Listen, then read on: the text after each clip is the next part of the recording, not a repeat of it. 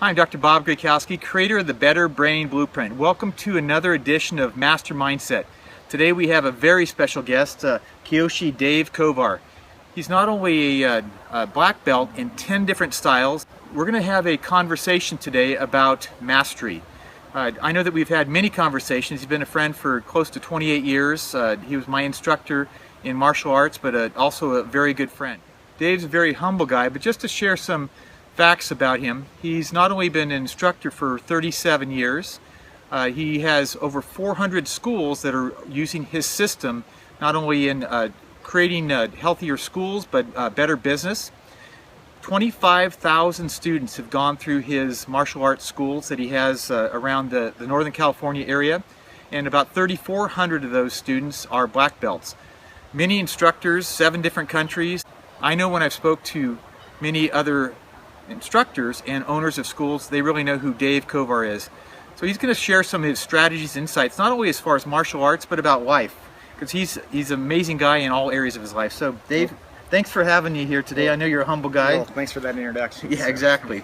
So now you got to expect a lot out of me. Exactly. You know, we're up here at your black belt retreat. Right. You do this, I don't know how many years you've done this. This is our 4th year that we've taken our team, our key team members up for a weekend retreat. Yeah. So we're up here in Northern California along the American River, beautiful site here. So we wanted to have just a conversation to share some of Dave's strategies. Okay. So I know that we've known each other for many years, and just knowing you personally, a lot of people have certain strategies that they do, and they have this persona on the outside, but not necessarily the way they live their life. If you look at mastering just lifestyles, there's certain rituals or certain strategies that you do.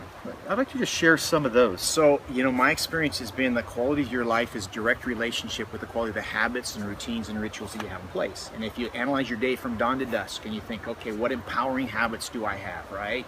What's my morning ritual, you know, then, you know, really you take care of the days and the years take care of themselves. So what I try to focus on is every day. So it's obviously it's a work in progress. You never get it exactly right, but you're kind of striving. It's kind of like what Vince Lombardi says, you know, true perfection is unattainable. However, if you chase perfection, you'll catch excellence. So kind of what I try to do, I'm very guarded with my time. I'm very on purpose with, now on the weekends I might relax a little bit, not worry about it, but you know, I'm pretty methodical about when I get up, what I eat, what I read. I want to try to kind of control my environment to the best of my ability so I can kind of start my day at my best, because I know when I'm at my best, I interact better with everybody else.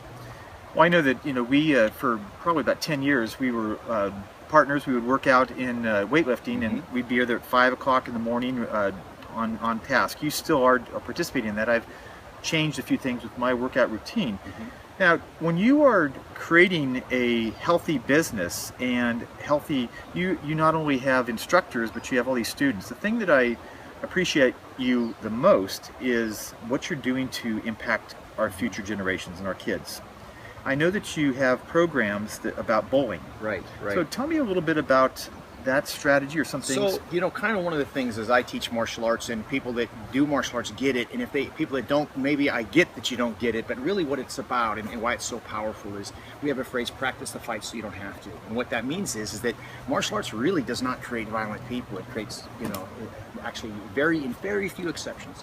And what happens is people, for so many reasons, first off, they get a chance to embrace their shadow. They get an outlet, right? Number 2 is when you're confident in your ability to defend yourself, you project different signals. So the average bad guy does not have an alternative plan, they have an alternative victim.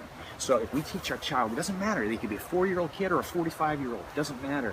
When they learn to become more confident, they just naturally are going to be less likely to be confronted. And so that's one of the benefits. The second thing is that, you know, you think of any issue that faces, let's say a child for a minute. Obesity, we address it. Martial arts, focus, we address it, right? Maybe not having good role models, hopefully we address that, right? And so it's kind of like it does so much for so many people, and same with adults as well. And as far as the actual specific bullying, we have a program called Martial Arts Against Bullying, and it's a free service we give the industry. Actually, I have almost 900 schools throughout the world that are using the program. And what it is it's not just what to do if you're being bullied, but it's about empathy as well. So one of the models that we talk about is what we call buddying. Okay. Another one is you know, the importance of being an upstander versus a bystander. If you see somebody else being bullied or teased, what can you do about it? And we're not talking about go up and hit them. We're talking about nonviolent, peaceful resolution, right?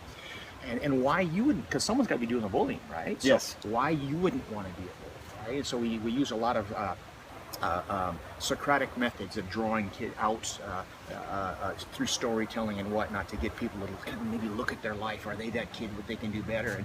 And so that's for me. I've heard so many times, and I know it to be true in my life. Martial arts changed my life, and not just martial arts. Obviously, anything can do it, but having a mentor that you know people of all ages, but especially kids, they listen to people that they respect, right? And when you have that instructor-student relationship, that's sacred. And we try to get our instructors and other instructors to understand, hey man, the influence you have over somebody that looks up to you and respects you is massive. And so, for example, our ability to, you know, not count somebody out or to believe in them. So, you know, even there's a great quote, and I know I'm talking a lot here, but no, that's good. You Good stuff. You're on a roll. There's a great quote, and it goes like this: "It's I'm not who I think I am. I'm not who you think I am. I am who I think you think I am." And basically what that means is, my teacher thinks I can do it, I guess I can do it. My dad believes in me, I must be okay. And so how important it is for us to believe in the people that we're mentoring. And so that's kind of our message through martial arts. Well, I know last night there were such great testimonials from your black belt instructors of not only children that they've influenced, families that have changed their lives, and I know personally, my children have studied martial arts and did the black belt through your program, and it's the confidence and the.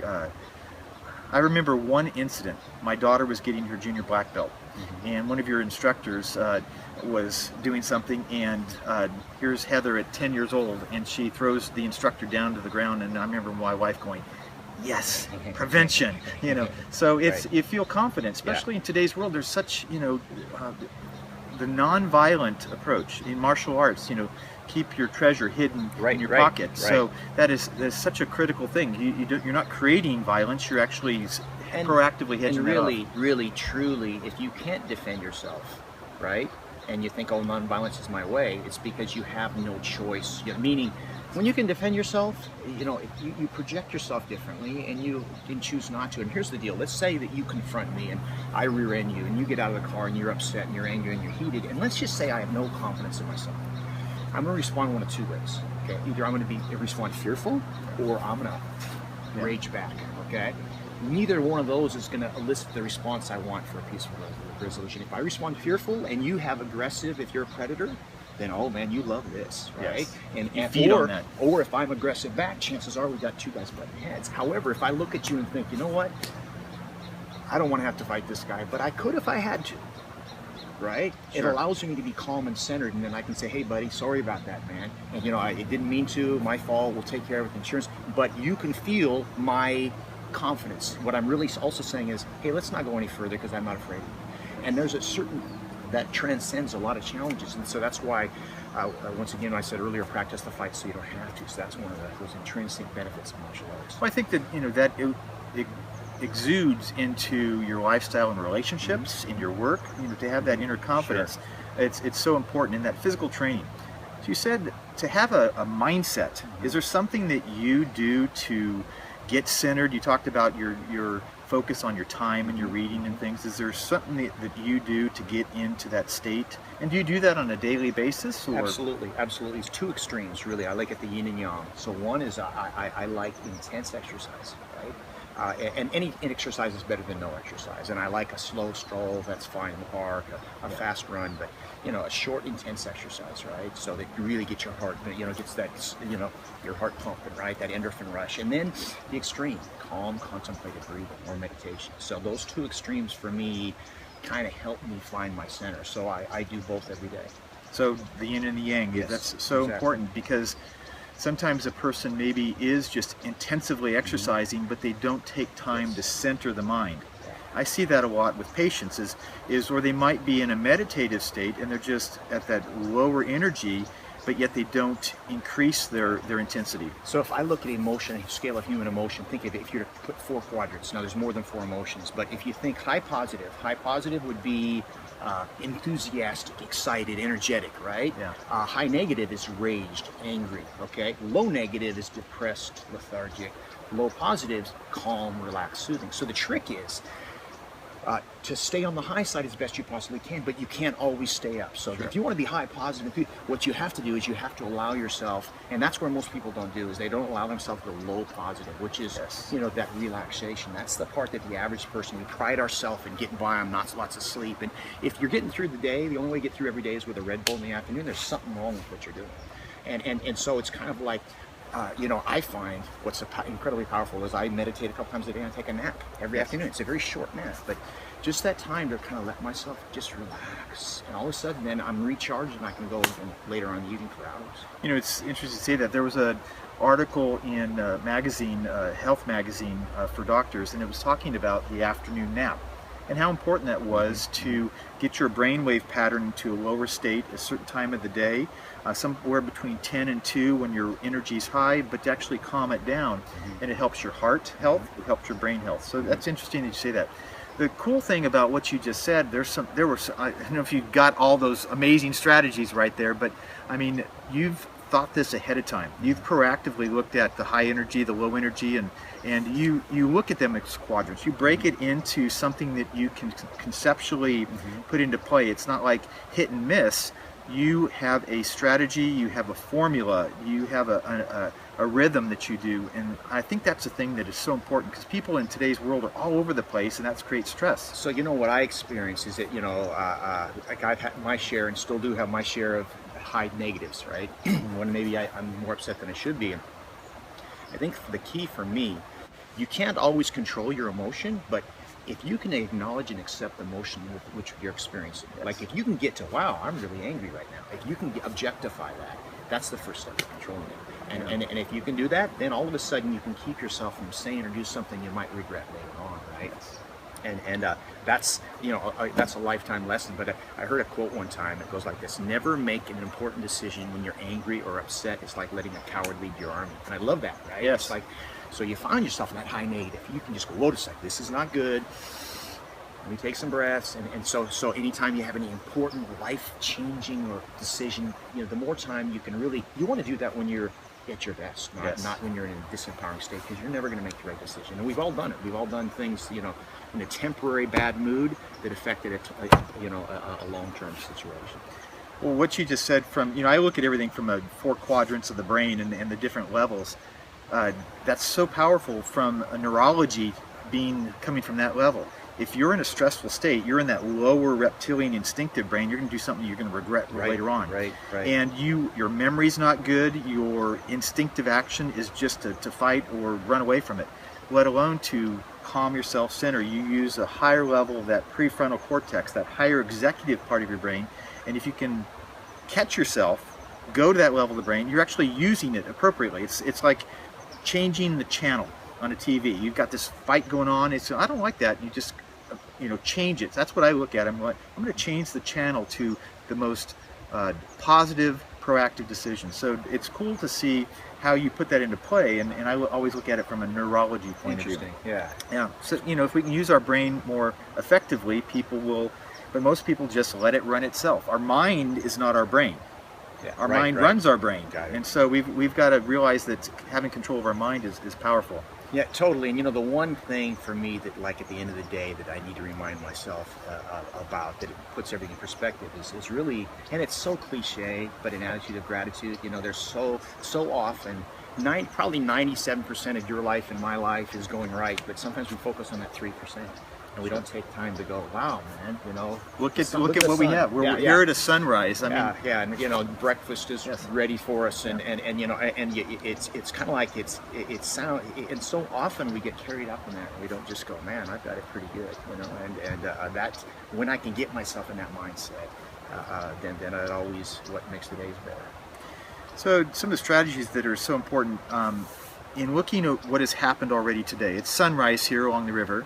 You know, started out with some Qigong. You did a very powerful, intensive exercise routine with your black belt instructors and that's what you do on a regular, consistent basis. You set certain systems into certain times of the day that I believe has created this master mindset. But you did it, you took back and stepped back and look at, what do I need to do to get the most out of my day?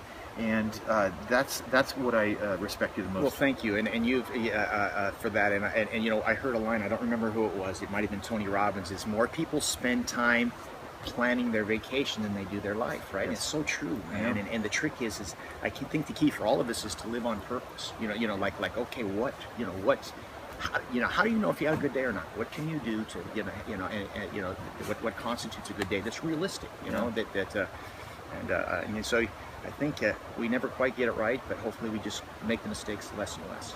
I just got to share something. I remember a picture, because my kids had just started martial arts, and we were somewhat involved with Tony Robbins. I saw a picture of you. June Rhee was presenting the black belt to Tony Robbins when he got it in Hawaii, and you had your arm with Tony Robbins there I was presenting. there that day, yes. So what a cool thing. Yeah. What's that? You know, it was 4th of July, 1989. Yeah. And I was up on stage with two of my mentors at high-level martial arts, Grandmaster June Rhee and Grandmaster Ernie Reyes, and I'm kind of Where's Waldo. It's a pretty famous picture, and you'll see one guy 2/3 of a face in the background. You know, that was me there, but it was a pretty powerful day. Yeah. Did you ever think that when you started martial arts that all these transitions would happen? And life unfolds beautifully, and it has its challenges. We all have them, but you know, at the end of the day, it's amazing. You know, if you do the best you can to be in the flow and treat people right, and of course work hard, all the Western stuff that we know to do that you need to do. You know what I'm saying? You know, but that just kind of that trust in the universe that you know if my intentions are honorable and I'm going to treat people fairly. And you look at things as win-win situation. You know, if your interaction, the cool thing is, one of our mastery mindsets is I bring value to all my relationships. So if I'm going to interact with you, hopefully when I leave, I'm a better person, you're a better person. You know? What a great thing. Yeah.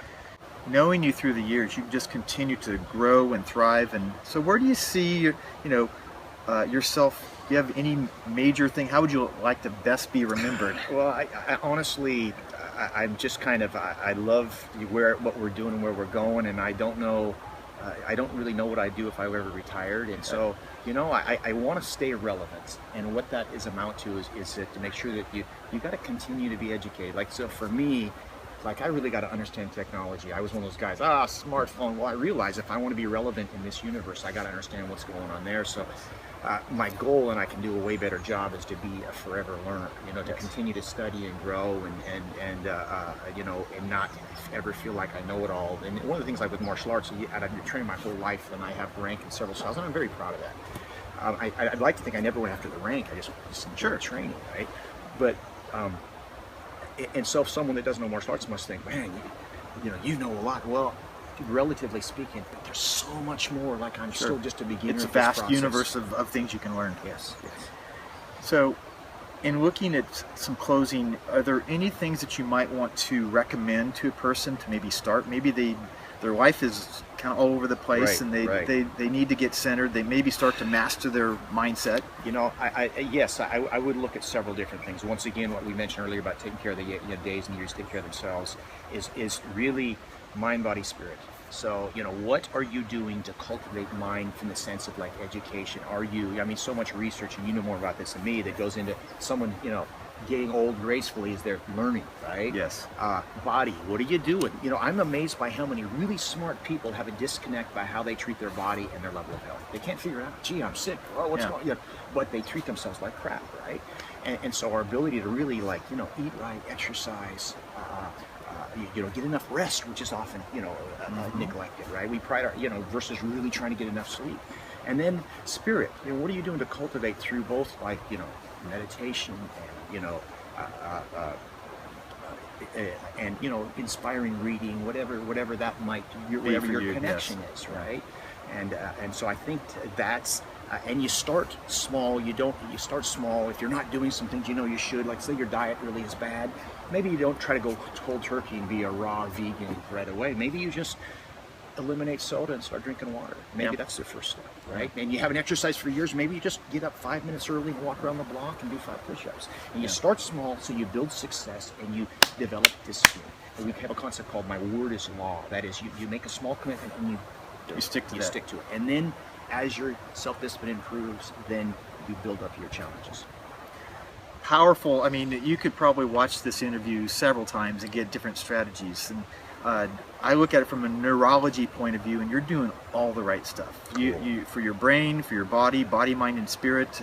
In our interviews, we talk about team, how you're thinking, how you're eating, how you're acting, and your adjustments to that, and how you're moving your body. So if you're thinking, eating, and moving your body consistently, in all those different levels, you're creating a healthier brain and nervous system. I thank you so much. Oh, my pleasure. This is a glorious location here. We just wanted to take a little time. The sun is rising. Sun is rising, even as we speak. Yeah. Exactly. So thank you so much, Dave. I appreciate it. If they wanted to get in touch with you or find out more about you, what would that be? How would they get a hold of you? Yeah, so probably kovarsystems.com would probably be the way they could go to a website that has a lot of our information on what we do. And I also have a program called the Satori Challenge, and go to satorichallenge.com, and it's a kind of a mind, body, spirit home training program. The best way to describe it would be Mr. Miyagi meets Tony Robbins at farmer's market for a P90 export guy. And it's pretty powerful, and it's a way that someone can kind of put these concepts to action. Well, I know of the Satori Challenge. You helped me design some of the workouts. Exactly. So that would be an awesome place to start. I would agree. I'll make sure we have a link on our site so they can go to that. So thank you. My pleasure. I appreciate it. All right. Always a pleasure. You are a master. Louis. Thank you. Yeah.